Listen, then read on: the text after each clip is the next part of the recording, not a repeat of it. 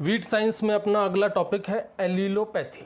अच्छा टॉपिक है, देखते जाओ क्या होता है एलिलोपैथी। कोई भी एक ऑर्गेनिज्म है, कोई भी, चाहे वो आपका प्लांट हो सकता है, कोई एनिमल, कुछ भी हो सकता है। यूजुअली तो अपन प्लांट के केसेस में ही बात करते हैं, ठीक है। कोई भी एक ऑर्गेनिज्म ले लो, प्लांट मान के चलो, क्योंकि अपन एग्रीकल्चर वाले हैं तो उसको प्लांट ही समझे आप, ठीक है। ये ऑर्गेनिज्म कोई केमिकल प्रोड्यूस करते हैं। क्या प्रोड्यूस करते हैं? केमिकल प्रोड्यूस करते हैं। चूंकि ये जो एलिलोपैथी है ना, ये एक बायोलॉजिकल फिनोमिना है, बायोलॉजिकल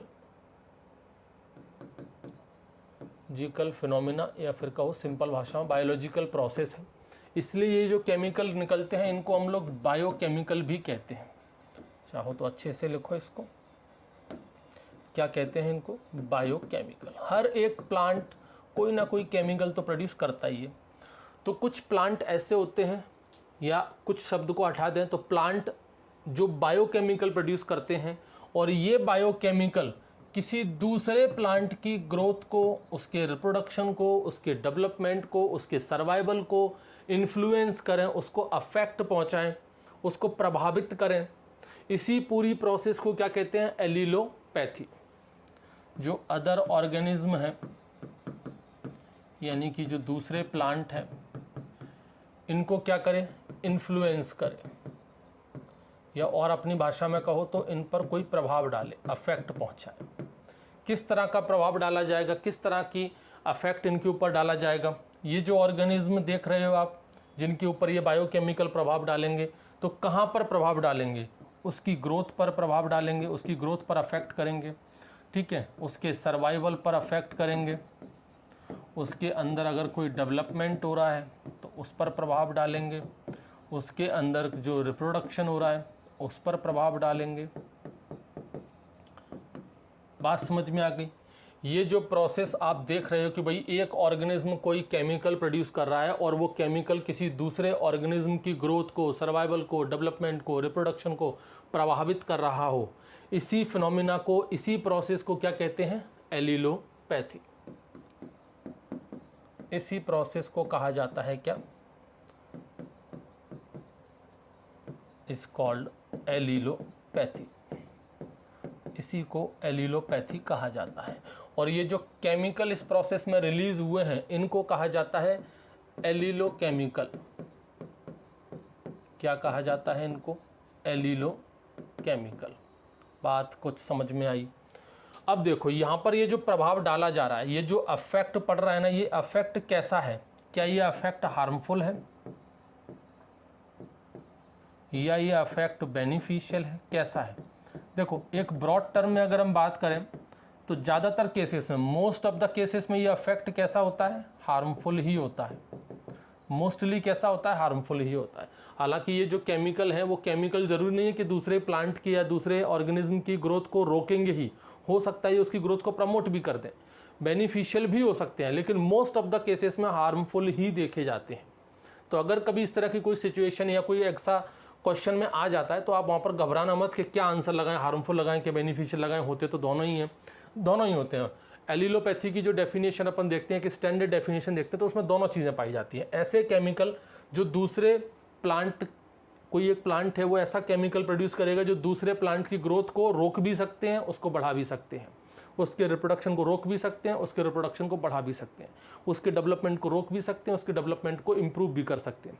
दोनों चीज़ें हो सकती हैं, लेकिन मोस्ट ऑफ द केसेस में क्या होता है? हार्मफुल होता है। तो कभी ऐसी कंडीशन बन जाए कि दोनों में से कोई एक चुनना पड़े, तो आप हार्मफुल को सही आंसर मानिएगा, ठीक है। मोस्ट ऑफ द केसेस में हार्मफुल ही होते हैं। ये जो कंसेप्ट है, ये किसने दिया? यहाँ से भी क्वेश्चन आता है। दिस कंसेप्ट, एलिलोपैथी का ये जो कंसेप्ट है, ये किसने दिया था? This concept was given by, scientist है यहाँ पर मॉलिश। कौन है? Molisch, MOLISH, Molisch. कब दिया था? 1937 में। इन 1937 में एक किताब भी इन्होंने दी है। उस किताब के अंदर इस चीज़ के बारे में बताया गया है।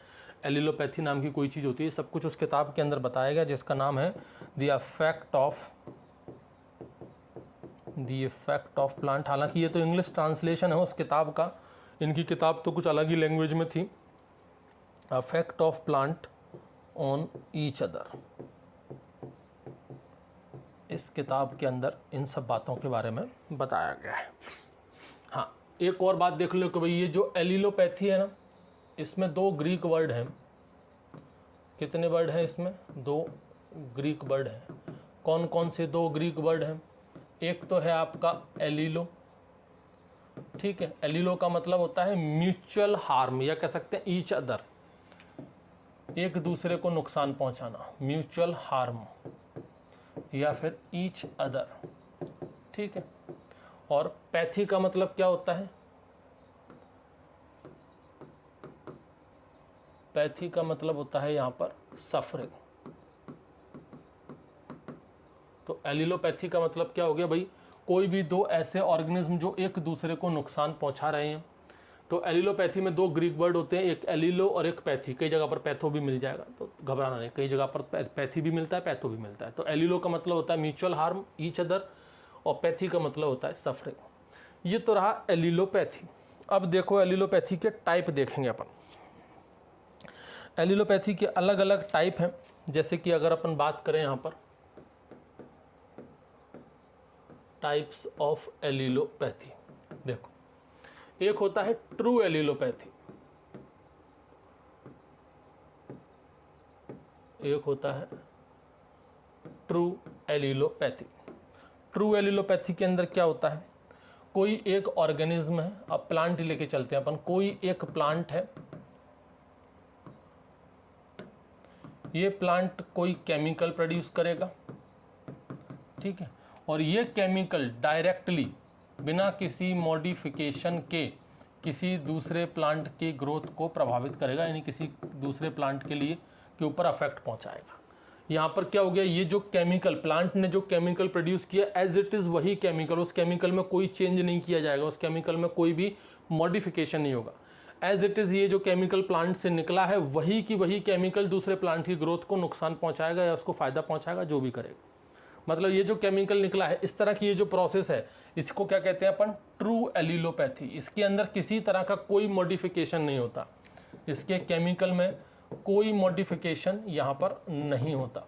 एज सच, जैसा कि जैसा उस प्लांट ने निकाला है सेम टू सेम वही केमिकल जाकर के दूसरे प्लांट को नुकसान पहुँचाएगा या उसको फ़ायदा पहुँचाएगा। इसको क्या कहते हैं? True allelopathy. उसके बाद देखो एक होती है आपकी फंक्शनल एलिलोपैथी। फंक्शनल एलिलोपैथी, इसको देखो भाई, फंक्शनल एलिलोपैथी क्या चीज़ होती है?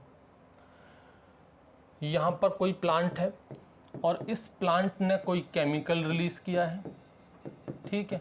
अब ये जो केमिकल रिलीज़ हुआ है ना, ये केमिकल अभी नॉन टॉक्सिक है। कैसा है? Non toxic. यहाँ पर क्या था? जो प्लांट केमिकल रिलीज़ करेगा वो डायरेक्टली कैसा होगा? टॉक्सिक ही होगा, वो सीधे सीधे टॉक्सिक होगा। लेकिन यहाँ पर फंक्शनल एलिलोपैथी में क्या है? वो प्लांट ने केमिकल प्रोड्यूस किया, अभी वो नॉन टॉक्सिक है। फिर ये जो नॉन टॉक्सिक केमिकल है इसके ऊपर माइक्रो ऑर्गेनिज्म काम करेंगे, कुछ माइक्रो ऑर्गेनिज्म इसके ऊपर काम करेंगे और फिर इसको कन्वर्ट कर देंगे ये टॉक्सिक केमिकल के अंदर, ठीक है। और देन ये टॉक्सिक केमिकल किसी दूसरे प्लांट पर जाकर के अपना प्रभाव दिखाएगा। मतलब यहाँ पर जो केमिकल है उसमें हुआ है मॉडिफिकेशन, यहाँ पर क्या हुआ है? मॉडिफिकेशन हुआ है। यही सबसे इंपॉर्टेंट चीज़ है, यहाँ पर कोई मॉडिफिकेशन नहीं होता और यहाँ पर केमिकल के अंदर मॉडिफिकेशन होता है। मतलब फंक्शनल एलिलोपैथी के अंदर प्लांट ने जो केमिकल प्रोड्यूस किया है वो केमिकल कोई प्रभाव नहीं दिखा पाता। उस सॉइल के अंदर कुछ माइक्रो ऑर्गेनिज्म होंगे, वो माइक्रो ऑर्गेनिज्म इस केमिकल को मॉडिफाई करेंगे, देन वो टॉक्सिक होगा दूसरे प्लांट के लिए, दूसरे प्लांट पर वो अपना प्रभाव दिखा पाएगा। जबकि यहाँ पर कोई माइक्रो ऑर्गेनिज्म नहीं है, सीधे सीधे प्लांट ने जो केमिकल प्रोड्यूस किया वो खुद ही टॉक्सिक है और डायरेक्टली किसी प्लांट को वो अफेक्ट पहुँचाएगा। यहाँ पर प्लांट का जो केमिकल है वो डायरेक्ट अफेक्ट नहीं पहुँचा रहा है, वो क्या कर रहा है? पहले माइक्रो ऑर्गेनिज्म उसको मॉडिफाई करेंगे, देन वो अपना प्रभाव पहुँचाएगा। मतलब यहाँ पर क्या हो गया? एक तरह से डायरेक्ट अफेक्ट हो गया। यहाँ पर क्या हो गया? डायरेक्ट अफेक्ट हो गया केमिकल का, और यहाँ पर क्या हो गया? इनडायरेक्ट अफेक्ट हो गया, ठीक है भाई। ये 2 तरह की हो गई ट्रू एलिलोपैथी और फंक्शनल एलिलोपैथी। और भी है, और देखो आप, एक होती है आपकी कॉन्करेंट एलिलोपैथी।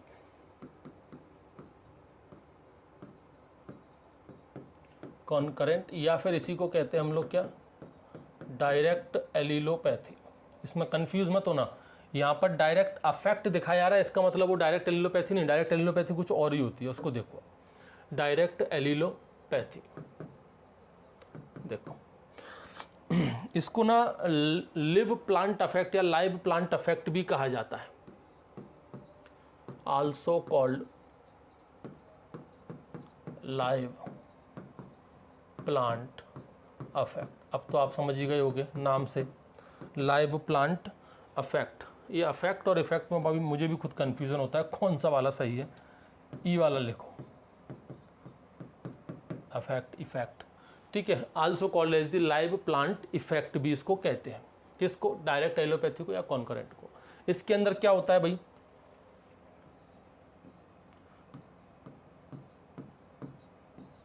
जैसे कि ये प्लांट है और ये प्लांट कैसा है, अभी जीवित है, ये एक जीवित प्लांट है, लिविंग प्लांट है।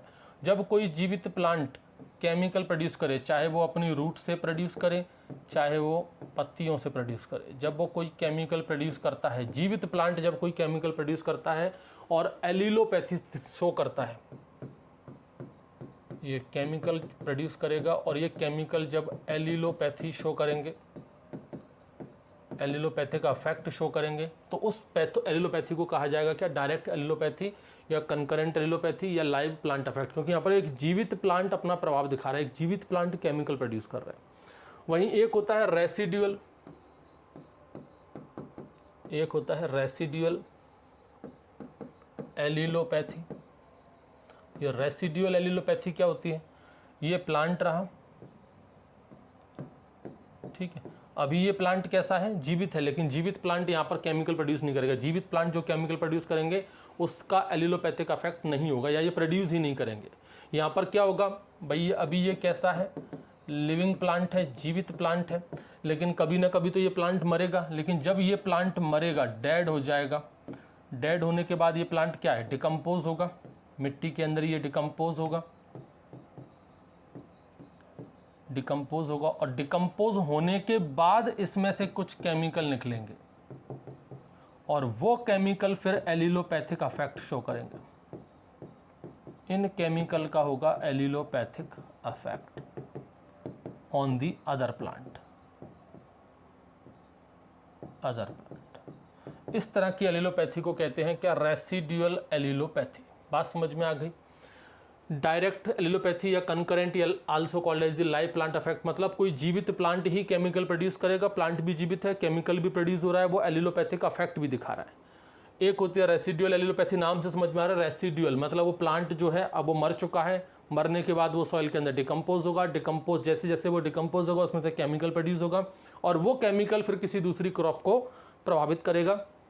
इस तरह की एलिलोपैथी होती है, उसको रेसिड्यूअल एलिलोपैथी कहा जाता है। और भी देखो, पेज ही नहीं छोड़ा तुमने यार, चलो यहाँ इतने में देख लेते हैं। एक होता है आपका एलिलोपैथी, एलिलोपैथी, ठीक है। इसको हम लोग क्या बोलते हैं इसको, टीलोटॉक्सी, यस, इसको टीलोटॉक्सी भी कहा जाता है। एलिलोपैथी, इसको टीलोटॉक्सी भी कहते हैं। एलो का मतलब समझते हो ना, एलो का मतलब होता है डिफरेंट, एलो का मतलब क्या होता है, डिफरेंट। ये वो एलिलोपैथी है जिसके अंदर, मतलब यहाँ पर एलिलोपैथिक अफेक्ट जो वो डिफरेंट स्पीसीज के बीच में रहेगा। यहाँ पर जो अफेक्ट रहेगा, एलिलोपैथिक जो अफेक्ट होगा वो बिटवीन द डिफरेंट स्पीसीज, दो अलग अलग प्रकार की स्पीसीज के बीच में ही यहाँ पर केमिकल जो है वो अपना अपना प्रभाव दिखाएंगे। जैसे कि कोई एक प्लांट ने अपना केमिकल, जैसे कि मान लो यहाँ से एक प्लांट है, जैसे कि फॉर एग्जांपल गेहूं ले लेते हैं, गेहूं ने कोई केमिकल प्रोड्यूस किया। अब अगर मान लो ये गेहूं को ही प्रभावित कर रहा है, मान लो इसने गेहूं को ही प्रभाव पहुंचाया, गेहूं, एक प्लांट गेहूं से केमिकल निकला, उसने गेहूं को ही प्रभाव पहुंचाया, मतलब यहाँ पर क्या हो गया, सेम स्पीसीज हो गई। यहाँ पर क्या हो गया, स्पीसीज कैसी हो गई, सेम हो गई। जब सेम स्पीसीज होती है तो उसको कहा जाता है ऑटो एलिलोपैथी, उसको क्या कहेंगे अपन, ऑटो एलिलोपैथी।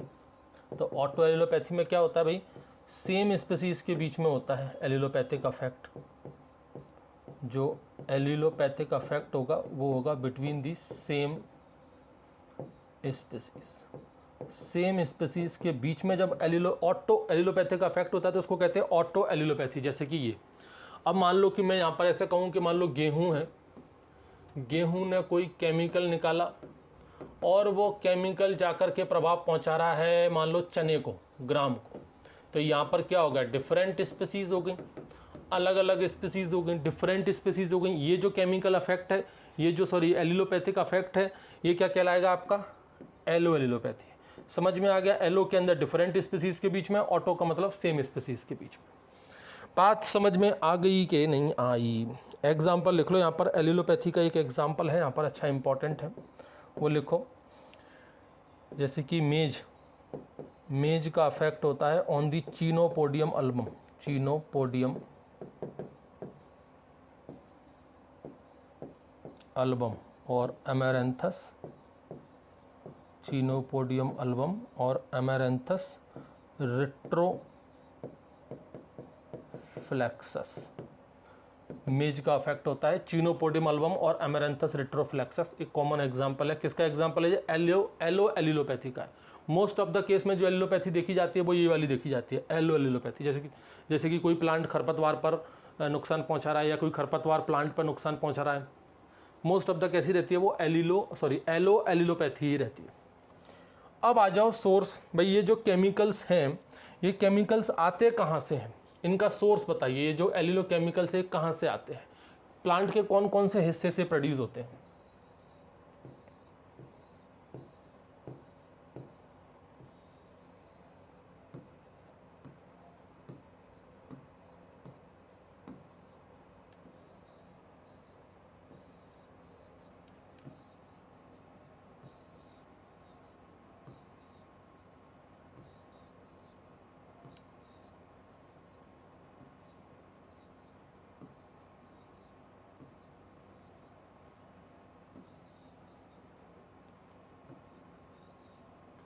ठीक है, देखो ये कोई प्लांट है अपना, ये तो रही उसकी रूट। एलिलोपैथी में रूट का बड़ा इंपॉर्टेंस है क्योंकि मोस्ट ऑफ द केमिकल्स जो होते हैं वो रूट से भी निकलते हैं। ठीक है, कुछ इसकी मान लो पत्तियां हैं, लीफ, ठीक है, ये तो लीफ है, अभी प्लांट से अटैच्ड है। कुछ लीफ जो है वो सॉइल की सरफेस पर ऐसे ज़मीन पर टूट के भी गिर जाती हैं, इनको क्या बोलते हैं अपन, leaf litter. Leaf litter, LITTER, litter मतलब टूटी हुई पत्तियां जो सॉइल सरफेस पर पड़ी, उनको कहते हैं लीफ लिटर्स। और यहाँ पर मान लो अपन सीड मान लो, ये क्या रहा है इसका, सीड। इतनी सारी चीज़ें हैं, लीफ हो गया, रूट हो गया, सीड हो गया, बस ठीक है। अब देखो यहाँ पर बहुत सारी चीज़ें, एक तो भैया इस प्लांट के अंदर वोलेटिलाइजेशन हो सकता है, मतलब जो केमिकल है वो गैस के फॉर्म में बाहर निकलेगा, वेपर के फॉर्म में बाहर निकलेगा, कहाँ, एटमॉस्फेयर के अंदर डायरेक्ट।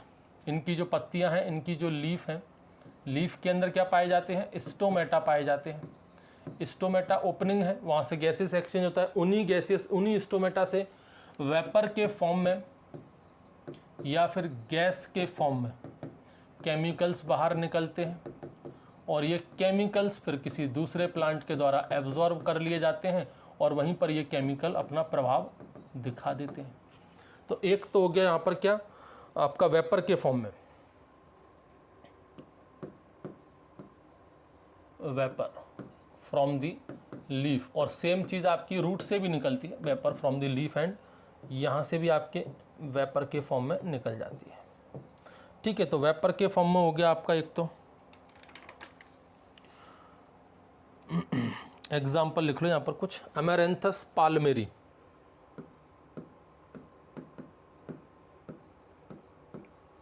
अमेरेंथस पाल्मेरी, ठीक है, from the dried leaves and flower, वो छोड़ो लिखने की जरूरत है, चाहो तो लिख लो। अमेरेंथस पाल्मेरी की जो सूखी पत्तियां हैं, ड्राई लीफ हैं, और उसके जो फ्लावर हैं वहाँ से आपकी वेपर के फॉर्म में निकलता है। इसके अलावा भी आपका देख लो, साल्विया रिफ्लेक्सा, साल्विया रिफ्लेक्सा। साल्विया रिफ्लेक्सा की भी पत्तियों से निकलता है, लिख लो ये भी भैया, लीफ से निकलता है। और भी है आपका कंपोजिटी फैमिली के कुछ प्लांट्स हैं, प्लांट्स फ्रॉम दी कंपोजिटी और लेविएटी फैमिली। ये भी क्या करते हैं, अपने जो केमिकल होते हैं, जो एल्यूलो केमिकल्स होते हैं, वो वेपर के फॉर्म में प्रोड्यूस करते हैं। ये तो एक सोर्स हो गया। इसके अलावा जो आपका पत्तियों से, लीफ से अगर हम बात करें कि पत्तियों से कैसे निकलता है, पत्तियों से निकलता है आपका, एग्जाम्पल लिख लो यहाँ पर यूकैलिप्टस। ये एग्जाम्पल ही बस आपको याद करने हैं।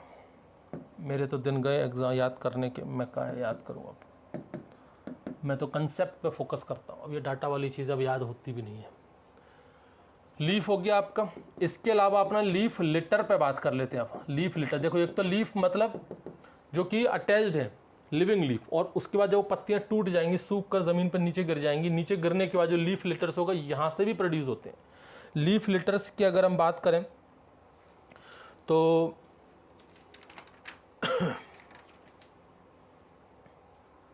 एग्जाम्पल तो इसमें कुछ है नहीं। ये प्रोड्यूस कैसे करते हैं, जब ये आ जाएंगे सॉइल के अंदर, इनका डिकम्पोजिशन होने लगेगा, decomposition in soil, decomposition in the soil, उससे ये प्रोड्यूस करेंगे। और देखो यहाँ पर सीड का देख लो। सीड से पहले आप ये देख लो, अगर मान लो ये प्लांट है, ये प्लांट कभी ना कभी तो मरेगा। जिस दिन ये मर जाएगा, मरने के बाद ये डिकम्पोज होगा, फिर ये प्रोड्यूस करेगा। यानी कि यहाँ पर आप लिख लीजिए प्लांट डिकम्पोजिशन। प्लांट के डिकम्पोजिशन के बाद भी एलो केमिकल्स निकलेंगे। तो डिकम्पोजिशन के बाद, जैसे कि आपका एग्जांपल में लिखो, लेंटिल के अंदर निकलते हैं, सनफ्लावर के अंदर निकलते हैं, ठीक है, मस्टर्ड के अंदर भी निकलते हैं, गेहूं से भी निकलते हैं। ये हो गया। अब आ जाओ अपना सीड। सीड के जो एक्सट्रैक्ट हैं उससे भी निकलते हैं कुछ केमिकल्स। सीड से जैसे कि एग्जाम्पल ही लिखो बस आप, तो बाकी का तो एग्जाम्पल इसमें याद करना है। जैसे कि आपका एक तो है धतूरा, धतूरा स्ट्रेमोनियम। धतूरा स्ट्रेमोनियम की सीड से एलो केमिकल्स अपन एक्सट्रैक्ट कर सकते हैं। इसके अलावा आपका है एविना फटुआ। इसके नाम ही बड़ा अजीब है, एविना फटुआ। हाँ, एक है आपका डिजेरिया सैनगुइनैलिस, डिजेरिया सैनगुइनैलिस। इसके अलावा आपका चीनोपोडियम अल्बम, चीनोपोडियम अल्बम हो गया।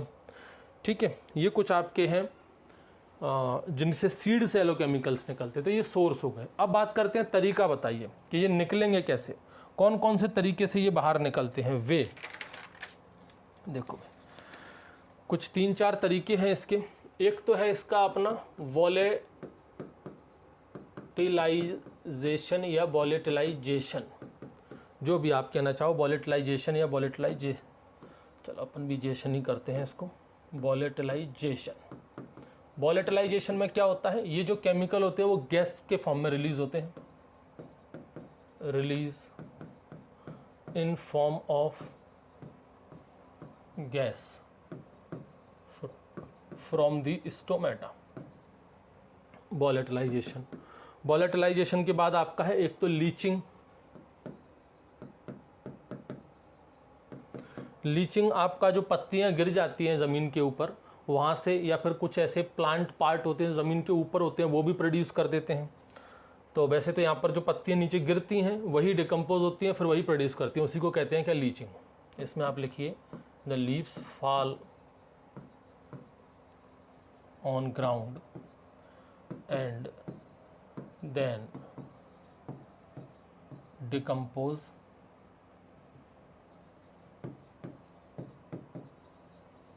And release chemical. लीचिंग हो गया। लीचिंग के बाद अपना आ जाओ water soluble phytotoxin. Water soluble phytotoxin, इस पर लगा दीजिए IMP, यहाँ से क्वेश्चन आते हैं। वाटर सॉल्युबल फाइटोटॉक्सिन रूट, जो प्लांट्स की जो रूट्स हैं वहाँ से प्रोड्यूस होगा, या प्लांट का कोई ऐसा पार्ट जो कि मिट्टी के ऊपर है वो भी प्रोड्यूस कर देते हैं। तो released from the root and the plant part above the ground, plant part above the ground। Example यहाँ पर लिखिए, मोस्ट इंपॉर्टेंट है इसका एग्जाम्पल। एक तो है आपका राई, यहाँ से लिखो ना, एग्जाम्पल लिख लो इसका, राई एंड क्वेक ग्रास, राई एंड क्वेक ग्रास। कौन सा? राई एंड क्वेक ग्रास। ये एलिलोपैथिक केमिकल प्रोड्यूस करते हैं from the rhizome and cut leaves, produces allelopathic chemical from the rhizome and cut leaves, इनसे। ठीक है, उसके बाद एक अपना होता है एक्सुडेशन, एक्सुडेशन जिसको बोलते हैं अपन। बेसिकली जो एक्सुडेशन जो होता है वो रूट से ही निकलता है, मोस्ट ऑफ द केसेस में रूट से ही निकलता है। ये एक्चुअली में कुछ प्लांट्स ऐसे होते हैं जो डिफेंसिव केमिकल प्रोड्यूस करते हैं, अपने आप को बचाने के लिए कुछ प्लांट अपने केमिकल प्रोड्यूस करते हैं, उसी को बेसिकली एक्सुडेशन कहते हैं। तो plant releases defensive chemicals, defensive chemical, कुछ प्लांट डिफेंसिव केमिकल प्रोड्यूस करते हैं सॉइल के अंदर, in the soil through the root, वो होता है आपका एक्सुडेशन। तो ये कुछ तरीके हैं, इन तरीके से आपके ये एलोकेमिकल्स रिलीज होते हैं। मैं लेकर के आया हूँ कि फॉर्म ऑफ एलिलोपैथिक इंटरेक्शन, कई तरीके हैं, जैसे कि क्रॉप टू क्रॉप, बहुत सारे ऐसी क्रॉप हैं जो केमिकल प्रोड्यूस करते हैं और दूसरी क्रॉप को इन्फ्लुएंस पहुंचाते हैं। बहुत सारे ऐसे खरपतवार हैं जो केमिकल प्रोड्यूस करते हैं और क्रॉप को इन्फ्लुएंस पहुंचाते हैं। बहुत सारे ऐसे खरपतवार हैं जो केमिकल प्रोड्यूस करते हैं और खरपतवार को ही इन्फ्लुएंस करते हैं। बहुत सारी ऐसे क्रॉप हैं जो केमिकल प्रोड्यूस करते हैं और खरपतवार को इन्फ्लुएंस करते हैं। जब दिमाग घूम गया ना आपका, तो एक एक करके देखते जाओ। पहले तो देखो आप, क्रॉप ऑन क्रॉप, ऐसे केमिकल जो क्रॉप प्रोड्यूस करेगा और क्रॉप से ही वो इन्फ्लुएंस होगा। मतलब एक क्रॉप केमिकल प्रोड्यूस करेगी और ये जाकर के दूसरी क्रॉप को इन्फ्लुएंस पहुंचाएगा। एक क्रॉप से केमिकल प्रोड्यूस होगा और जाकर के वो दूसरी क्रॉप पर इन्फ्लुएंस पहुंचाएगा, मतलब क्रॉप ऑन क्रॉप। तो यहाँ पर इंपॉर्टेंट एग्जाम्पल है वो आप याद रख लीजिए, जैसे सनफ्लावर। सनफ्लावर किस पर एलिलोपैथिक इफेक्ट शो करता है? अगर उसकी इंटरक्रॉपिंग की जाती है ग्राउंड नट के साथ। अगर ग्राउंड नट को आप सनफ्लावर में इंटरक्रॉप करोगे, ग्राउंड नट सनफ्लावर की इंटरक्रॉपिंग की जाएगी, तो ये सनफ्लावर एलिलोपैथिक इफेक्ट शो करेगा ग्राउंड नट के ऊपर। क्रॉप ने क्रॉप को ही नुकसान पहुंचाया। यूकैलिप्टस वेजिटेबल के साथ और कुछ फील्ड क्रॉप के साथ अगर यहाँ पर भी इंटरक्रॉपिंग होती है तब। लेंटिल रेसिड्यू, जो लेंटिल है उसके रेसिड्यू जो रह जाते हैं वो बाद में डिकम्पोज होते हैं, फिर वो गेहूं को नुकसान पहुंचाते हैं, यानी कि क्रॉप ही क्रॉप को नुकसान पहुंचा रही है। सॉर्गम, सॉर्गम गेहूं और फेलरिस माइनर इन दोनों को नुकसान पहुंचाते हैं। Sweet potato, sweet potato cowpea को नुकसान पहुंचाता है। ये याद कर लेना, यहीं से क्वेश्चन बनते हैं। और देखो, ये तो हो गया अपना कौन सा, क्रॉप ऑन क्रॉप, क्रॉप ने ही क्रॉप को नुकसान पहुंचाया। अब हम बात करते हैं वीड ऑन क्रॉप, खरपतवार वीड को नुकसान पहुंचाएगा। खरपतवार केमिकल प्रोड्यूस करेगा और वो जाकर के क्रॉप को नुकसान पहुंचाएगा।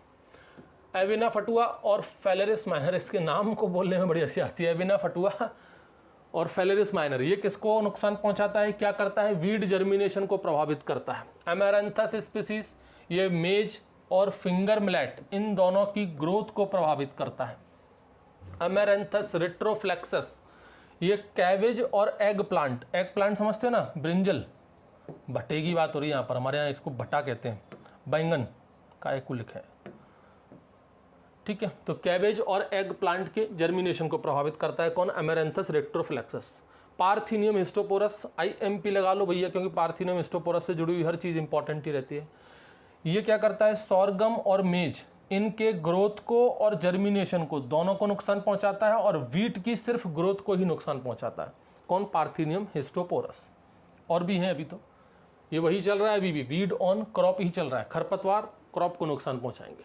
जैसे कि साइप्रस एस्कुलेंटस, साइप्रस एस्कुलेंटस में उसके जो ट्यूबर हैं वो ट्यूबर क्या करते हैं, मेज, सोयाबीन और ग्राउंडनट, इनकी ग्रोथ को नुकसान पहुंचाते हैं। मेज, सोयाबीन और आपका जो ग्राउंडनट है इनकी ग्रोथ पर नुकसान करते हैं।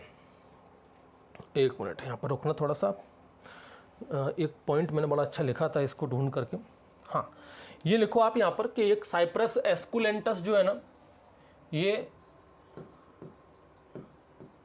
सोयाबीन पर अपना अफेक्ट डालते हैं। यहाँ पर कुछ केमिकल प्रोड्यूस होते हैं इस साइप्रस एस्कुलेंटस के द्वारा, जो सोयाबीन की क्रॉप को नुकसान पहुंचाते हैं। वो केमिकल कौन कौन से हैं, कौन कौन से केमिकल यहाँ पर प्रोड्यूस होते हैं, उनका नाम लिख लो। एक केमिकल का नाम है आपका वेनिलिक एसिड, वेनिलिक एसिड। एक है यहाँ पर hydroxy benzoic acid, hydroxy benzoic acid. ये दोनों केमिकल आप याद रखो, ध्यान रखना, ये दोनों केमिकल सिर्फ और सिर्फ सोयाबीन के लिए ही है, मेज के लिए, ग्राउंडनट के लिए नहीं है। ये सोयाबीन को इफेक्ट पहुंचाने वाले, तो ये याद रखना, इसलिए मैंने इसको अलग से लिख लिया था। हाँ, आर्जिमोन मैक्सिकाना, इसकी पत्तियां, ग्रोथ और जर्मिनेशन, वीट और फिंगर मिलेट की ग्रोथ और जर्मिनेशन दोनों को नुकसान पहुंचाते हैं। ठीक है, धतूरा स्पीसीज, ये सनफ्लावर की ग्रोथ और जर्मिनेशन को नुकसान पहुंचाते हैं। सिलोसिया अर्जेंटिना, ये पर्ल मिलेट की जर्मिनेशन और ग्रोथ को नुकसान पहुंचाते हैं। और देखो अपना अभी भी जो अपना वही चल रहा है, वीड्स ऑन क्रॉप। ठीक है, 3 स्लाइड होगी अपनी, वीड ऑन क्रॉप, खरपतवार क्रॉप को नुकसान पहुंचा रहा है। साइप्रस रोटेंडस, ये स्मॉल ग्रेन्स, सोरगम और सोयाबीन, इन तीनों चीज़ों को नुकसान पहुंचाता है। फिर एक कनाडा थ्रिस्टल IMP है, रूट एग्जीक्यूट, इसका जो है वो ओट को इंजर्ड कर देता है। यूफोर्बिया, इसका भी रूट एग्जीक्यूट फ्लेक्स को इंजर्ड कर देता है। क्वेक ग्रास IMP, इस क्वेक ग्रास के बारे में भी अपने बात की थी ना, यहाँ से टॉक्सिन प्रोड्यूस होता है इसकी रूट, लीव्स और सीड से। ये न्यूट्रिएंट अपटेक, ये अपन सब पढ़ेंगे अपना अगले लेक्चर में, वीड इंटरेक्शन वगैरह के अंदर, वहाँ पर क्या क्या नुकसान होता है, कौन सा खरपतवार कितना न्यूट्रिएंट लॉस कर देता है, कितना न्यूट्रिएंट वो एब्जॉर्ब कर देता है, वो सारी चीज़ें। Solanum, stem, germination and seedling, growth of the sorghum, इनको नुकसान पहुँचाता है। अब बात करते हैं अपन वीड ऑन वीड, ये बहुत अच्छा है, वीड ऑन वीड यही होना चाहिए, खरपतवार ही खरपतवार को मारे, ज़्यादा बढ़िया है। कसकटा किसको मारेगा, इकॉर्निया क्रेसिपिस, मारता नहीं है मतलब उसकी ग्रोथ को नुकसान पहुंचाता है, उसकी ग्रोथ को प्रभावित करेगा। कैसिया, इसको देखो आप, कॉफी सेना, और एक है आपका मारीगोल्ड, ये दो हैं आपके। ये पार्थिनियम हिस्टोपोरस को, तो पार्थिनियम हिस्टोपोरस आ गया, मतलब IMP लगा लीजिए आप। तो अमेरेंथस स्पाइनोसस, मिराबेलिस जलापा और यूकैलिप्टस, 3 है यहाँ पर, अमेरेंथस स्पाइनोसस, मिराबेलिस जलापा और यूकैलिप्टस। पार्थिनियम हिस्टोपोरस को ये भी है, इन पर भी लगा दीजिए IMP। फिर आपका है सोरगम हेल्पिंस, ये सॉरी कहाँ दिमाग है भाई, ये तो अलग ही है, लाइन क्यों नहीं खींची इसके अंदर। यूकैलिप्टस वाला जो है ना, ये इसके लिए है, साइप्रस रोटेंडस, साइनोडोन डेक्टाइलॉन के लिए। यूकैलिप्टस किसको नुकसान पहुंचाता है, साइप्रस रोटेंडस और साइनोडोन डेक्टाइलॉन, ये दोनों, अमेरेंथस स्पाइनोसस और मिराबेलिस जलापा, ये पार्थिनियम हिस्टोपोरस के लिए है। और सोरगम हेल्पिंस आपका है सिटेरिया, डिजिटेरिया और अमेरेंथस के लिए। ये भी अपना वीड ऑन वीड ही है, 2-3 और है, अमेरेंथस और ट्राइंथिमा, अमेरेंथस और ट्राइंथिमा, ये किसको करेगा आपका, एकाइनोक्लोआ कोलोना को। ठीक है, इम्पर्टा सिलिंड्रिका, क्या है, इम्पर्टा सिलिंड्रिका, ये बोरिया हिस्पिडा को नुकसान पहुंचाता है। पॉलीगोनम, ये अमेरेंथस स्पाइनोसस को नुकसान पहुंचाता है। रूमैक्स स्पीसीज अमेरेंथस स्पीसीज को नुकसान पहुंचाती है। सब बीड टू बीड चल रहा है, यही बड़ा इंपॉर्टेंट है, हमें कुछ करने की जरूरत नहीं पड़े अगर बीड टू बीड ही होता रहे सब जगह। ठीक है, एक एग्जाम्पल बस याद रखना इनके। अब आ जाओ क्रॉप्स ऑन बीड, ये बहुत कम देखा जाता है कि हमारी फसलें ही क्रॉप को, खरपतवार को रोक दें, ऐसा बहुत कम होता है। खरपतवार एक्चुअल में जो वीड होते हैं वही क्रॉप को रोकते हैं, क्रॉप को नुकसान पहुंचाते हैं, लेकिन कई बार ऐसा होता है कि हमारी जो क्रॉप है वो खरपतवार को रोक देती है। कुछ के एग्जाम्पल है जैसे वीट, ओट और पी, वीट, ओट और पी, इनके जो रूट एग्जीक्यूट्स हैं, एक्सुडेट्स हैं, वो चीनोपोडियम अल्बम की ग्रोथ को सप्रेस करते हैं, उसको रोकते हैं। वीट स्ट्रॉ, गेहूं का जो भूसा है, कोल्ड वाटर एक्सट्रैक्ट उससे निकाला जाता है। अब वो क्या प्रोसेस है वो अपन को मतलब नहीं है, कोल्ड वाटर एक्सट्रैक्ट इससे निकालते हैं, गेहूं के भूसे से कोल्ड वाटर एक्सट्रैक्ट निकालते हैं। कोल्ड वाटर एक्सट्रैक्ट मतलब एक प्रोसेस है, निकलता है तो गेहूं के भूसे से ही निकलता है, ठीक है। ये आइपोमिया और एबिटुलोन, आइपोमिया और एप्टुलोन की ग्रोथ को प्रभावित करते हैं। मेज की जो रूट होती है वो चिनोपोडियम अल्बम और एमेरैंथस रेट्रोफ्लेक्सस दोनों की ग्रोथ को इन्फ्लुएंस करते हैं। सॉरगम की सूट और फॉलिएज, ये एबिटुलोन, थियोफ्रास्टी, अमेरैंथस हाइब्रिडस और सिटेरिया ब्रिडिस, इन तीनों को प्रभावित करता है सॉरगम की शूट एंड फॉलिएज। उसके बाद अपना आ जाओ, अभी तो क्रॉप ऑन बीड ही है। स्वीट पोटैटो, दो और है बस। स्वीट पोटैटो, ये साइप्रस एस्कुलेंटस और साइप्रस रोटेंडस, कुकुम्बर, इकाइनोक्लोआ क्रसगेली और अमेरैंथस रेट्रोफ्लेक्सस, ये इनको प्रभावित करता है। ये तो बात की हमने किसकी, affect of crop on weed. अब आ जाओ क्रॉप्स ऑन वीड, ये है स्टिमुलेटरी इफेक्ट, सॉरी साइमल्टेनियसली नहीं है, स्टिमुलेटरी इफेक्ट। आप कहोगे सर स्टिमुलेटरी और ये एलिलोपैथी कुछ अलग अलग है क्या? देखो एलिलोपैथी का मतलब क्या बताया था मैंने आपको, एलिलोपैथी लिखो क्या करो, एलिलोपैथी का मतलब क्या था कि वो हार्मफुल भी हो सकता है और बेनिफिशियल भी हो सकता है, लेकिन मोस्ट ऑफ द केसेस में हम लोग क्या समझते हैं कि एलिलोपैथी का मतलब हो गया कि वो हार्मफुल ही होगा, लेकिन हालांकि उसकी डेफिनेशन में ऐसा पर्टिकुलर है नहीं। हालांकि कुछ किताबों में आपको ऐसी डेफिनेशन मिलेंगे भी जिसमें सिर्फ हार्मफुल भी लिखा है, लेकिन एक स्टैंडर्ड डेफिनेशन की बात करें तो हार्मफुल और बेनिफिशियल दोनों टाइप के अफेक्ट होते हैं एलिलोपैथी के अंदर। लेकिन फिर भी हम लेकर एक ब्रॉड वे में क्या समझते हैं कि एलिलोपैथी मतलब हार्मफुल अफेक्ट ही एलिलोपैथी होता है। तो जो स्टिमुलेटरी अफेक्ट है ये क्या करेगा, यहाँ पर ऐसे केमिकल होंगे जो दूसरों की क्रॉप की ग्रोथ को स्टिमुलेट करेंगे, उसको और ज़्यादा इनिशिएट करेंगे। मतलब एक तरह से कह सकते हैं कि ये बेनिफिशियल अफेक्ट हो गया एक तरह से। तो स्टिमुलेटरी अफेक्ट है यहाँ पर क्रॉप का वीड के ऊपर। कौन कौन सा? रूट, मेज का जो रूट एक्जुडेट्स है ये क्या करता है, ओरोबैंकी माइनर और स्ट्रिगा हरमोन्थिका, ओरोबैंकी माइनर और स्ट्रिगा हरमोन्थिका, इनके जर्मिनेशन को स्टिमुलेट करता है, ठीक है। यहाँ पर इसको करेक्ट कर लो भले ही, ये वही की वही सेम चीज़ आ गई है। ये है आपका यहाँ पर क्या आएगा, स्टिमुलेटरी अफेक्ट। ध्यान रखना यहाँ पर एलिलोपैथी नहीं, यहाँ पर स्टिमुलेट करेगा, उसको और इनिशिएट करेगा। फिर एक आपका काइनेटिन, इस पर लगा दीजिए IMP। ये काइनेटिन क्या होता है भाई, सुना है नाम काइनेटिन? ये एक हार्मोन है। कौन सा हार्मोन है, किस कैटेगरी में आता है? ये साइटोकाइनिन में आता है, ठीक है। तो साइटोकाइनिन एक काइनेटिन क्या है, एक साइटोकाइनिन हार्मोन है जो कि सॉरगम की रूट से प्रोड्यूस होता है। ये स्ट्रिगा असिस्टिका की जर्मिनेशन को स्टिमुलेट करता है, उसको प्रमोट करता है। रूट एक्सुडेट्स ऑफ कॉटन, स्ट्रिगोल, याद रखना इसको, IMP कर लो, इसके ऊपर भी क्वेश्चन आ चुका है। स्ट्रिगोल ये स्ट्राइगा स्पीसीज के लिए स्टिमुलेंट का काम करता है, समझ रहे हो भाई। ये हो गया stimulatory effect of the crop on the weed. अब बात करते हैं अपन यहाँ पर application of allelopathy in agriculture. Agriculture में इस एलिलोपैथी का क्या यूज़ है? अब देखो यहाँ पर हमने देखा कि केमिकल्स प्रोड्यूस हो रहे हैं, वो केमिकल जाकर के किसी क्रॉप को नुकसान पहुँचा रहे हैं। यहाँ पर खरपतवार भी कुछ केमिकल प्रोड्यूस कर रहे हैं और वो जाकर के दूसरे खरपतवार को नुकसान पहुँचा रहे हैं। तो हम लोगों ने सोचा कि भाई ऐसा करते हैं ना, ये जो केमिकल निकल रहा है हम लोग एक काम करते हैं, उस प्लांट में से डायरेक्ट केमिकल पहले ही निकाल के रख लेते हैं और फिर हम लोग उस केमिकल को ले जाकर के उस प्लांट के ऊपर, उस टारगेट प्लांट के ऊपर जाकर के स्प्रे कर देंगे, या जो भी तरीका होगा उस तरीके से उस पर डाल देंगे, तो प्लांट अपने आप मर जाएगा। नेचुरल कंडीशन में क्या हो रहा है भाई, एक प्लांट है वो केमिकल प्रोड्यूस कर रहा है और वो केमिकल जाकर के किसी दूसरे प्लांट पर प्रभावित कर रहा है। जैसे कि मान लो ये एक खरपतवार है और ये खरपतवार किसी दूसरे खरपतवार को मार रहा है। हमको मान लो ये खरपतवार कंट्रोल करना है, तो क्या करो, ये वाला जो खरपतवार है इसमें से उस केमिकल को आप आर्टिफिशियल तरीके से खुद निकाल लो, आप खुद ही निकाल लो ना। हमने वो केमिकल निकाला, इस केमिकल को फिर हम एज अ बायो हर्बिसाइड की तरह यूज़ कर लें। कैसे यूज़ कर लें, बायो हर्बिसाइड, और हम खुद फिर अपने तरीके से इस वीड के ऊपर डालें तो कंट्रोल हो जाएगा। समझ में आ गया ना, यही एक है इसका एलिलोपैथी का यूज़ है एग्रीकल्चर के अंदर। तो ऐसे काफ़ी सारे बायो हर्बिसाइड हमने बनाए हुए हैं, वो बायो हर्बिसाइड के 2-4 नाम आप लिख लीजिए। तो यहाँ पर हमने क्या किया है, डेवलपमेंट किया है किसका, development of bio herbicide from the एलिलोकेमिकल्स।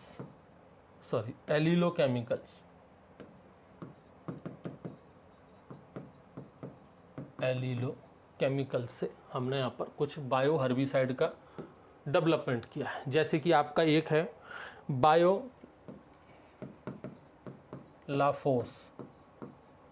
बायोलाफोस, ये एक माइक्रोबियल एलिलो केमिकल है, एक माइक्रोब से निकाला है हमने इसको, एक माइक्रोबियल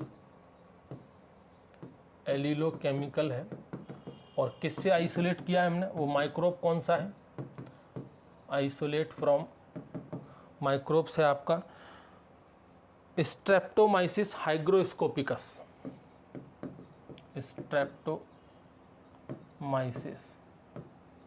हाइग्रोस्कोपिकस, ये याद रखना, ठीक है। IMP लगा देता हूँ मैं इसके ऊपर। बायोलाफोस माइक्रोबियल एलिलो केमिकल, मतलब इस माइक्रोब्स, ये क्या है आपका स्ट्रेप्टोमाइसिस हाइग्रोस्कोपिकस है, बैक्टीरिया है एक। इस बैक्टीरिया से हमने ये केमिकल निकाला है। ये बायो हर्बिसाइड की एक्टिविटी होती है इसके अंदर। और देखो अपना एक है आपकी साल्विया स्पीसीज है,